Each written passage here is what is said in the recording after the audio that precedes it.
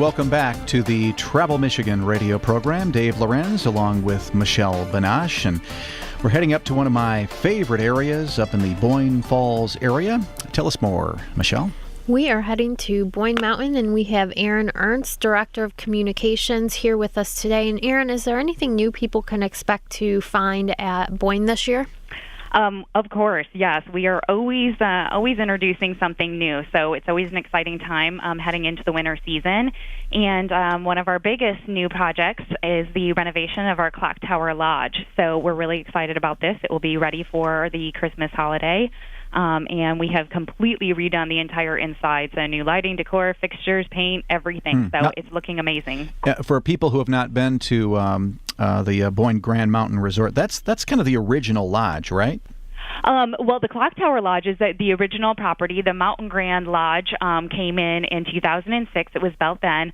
But the nice thing, too, about the Clock Tower Lodge, people love it for its ski and ski out accommodation. Oh, yeah. It is right at the base of the slopes. Yeah. And in addition, it houses a couple of our restaurants, the Trophy Room Pub and Pizzeria, which is really popular, the Snowflake Lounge, another very popular stop while vacationing here. So it's just a really great, accessible, convenient location, and it's been popular. And with these new additions and renovations, it will be even more so. Oh, absolutely. So the renovation was for both the accommodations, the rooms, and all the public areas then? Yes, correct. Yep, Wow. We've redone all of the common areas, the hallways, so the entire thing has a new look. Wow, that's exciting. Well, for people who've recently been up to the Boyne area, the Grand Mountain Lodge is just fantastic and real top notch. And sounds like the Clock Tower is come back as well. That's great. Absolutely. Yep, lots of accommodation options, and that's always the great thing about coming to Boyne Mountain or our sister property, Boyne Highlands, is there's really any room type. So if you're looking for standard rooms, or if you want more expanded condos, cabins, cottages, we pretty much have lodging for every type. Yeah. Well, how many rooms would you have if you really look at all those lodging opportunities? We have over 400 at each location.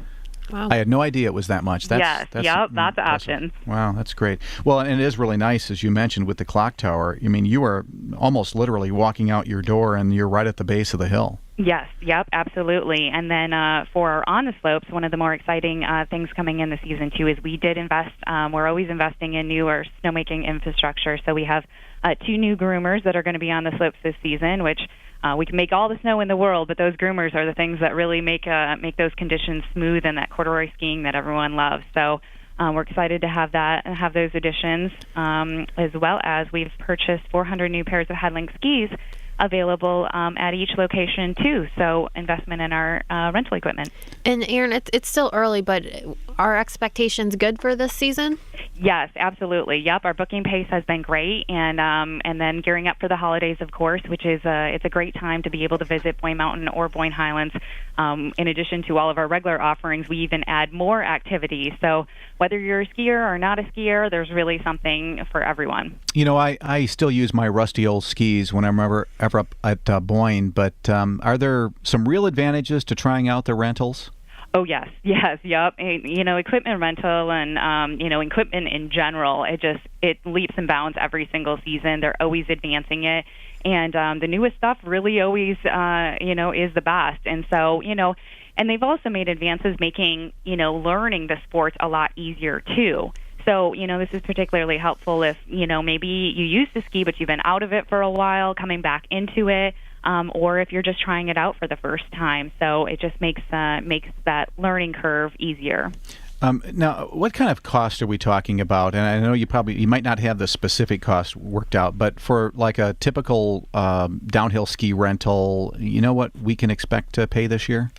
Yes. Well, typically, and there's a lot of options with rentals as well. I mean, you can do all day, you can do afternoons, those types of things, but afternoon stuff usually is in the $20 range, and then full day packages are about can range from like $35 to $40. That's very affordable, good deal, especially to be able to try out the new stuff before you consider going and buying it. Yep, absolutely. Yep, and there's also demoing opportunities as well in our Boyne Country Sports stores too, so you can try out some different skis that way too. You know how much I love winter, and I'm always trying trying to encourage people to try downhill skiing or cross-country skiing or whatever. But, it's intimidating to people who have never skied before. When they come up to Boyne, are there opportunities to kind of easily, find out how to get the basics down? Oh, sure. Yep, absolutely. We have our snow sports academies located at both Boyne Mountain and Boyne Highlands. And there's actually, the first option is an introductory type of package, and that does include your equipment rental as well as a group 2-hour lesson. So if you are just trying the sports out for the first time, that is the number one best way to do it, because you can enjoy that equipment all day. And then you get a lift ticket into our beginner area, so you can try out what you've learned in your 2-hour lesson all day on the slopes. And then from there, there's all different kinds of lesson types. So whether you're an intermediate, whether you're an expert, whether you want to, learn more about the terrain parks, things like that. So there's a lot of different lesson options too. Do you still offer the kids program? Yes. Mm-hmm. Yep, we sure do. Yep, we have great kids programs. My son actually learned to ski in the Michigan hills, and those kids programs are really fantastic. Yes, absolutely. Yep. Now, what's happening with the Zipline? Oh, Zipline. Well, we have we do have Zipline Adventures and twin zip rides, which is basically the twin zip ride. You can ride it once, or if you want to do the entire adventure, which is an 8 to 10 line adventure. It's 2.5 hours guided. You ride a chairlift up to the top of the hill, and then from there you crisscross your way and zip line all the way back down to the base. Now, are you wearing your skis when you're doing that, or you don't use skis at all? You can wear your ski boots or your snowboard boots, but a lot of people tend to just wear general winter boots when they're doing it. Yeah, there is some light hiking in between lines, so that makes it a little more convenient to have your normal boots. But people do it. People wear all three. I've had a lot of people say zip lining in the wintertime. That doesn't make any sense to me. But I know you've made that a really fun experience there. Yeah, we sure have, and it's fun for skiers and for zip liners really, because you can be skiing along some of our trails and have zip liners going overhead. Well, so it's kind of a fun and unique sight on the hill. It really is. Well, for people who really aren't into the winter, the real outdoor cold winter experiences, you offer so many other indoor experiences, including the Avalanche Bay. Why don't you tell us about that? Yes, Avalanche Bay is Michigan's largest indoor water park. It is located at Boyne Mountain.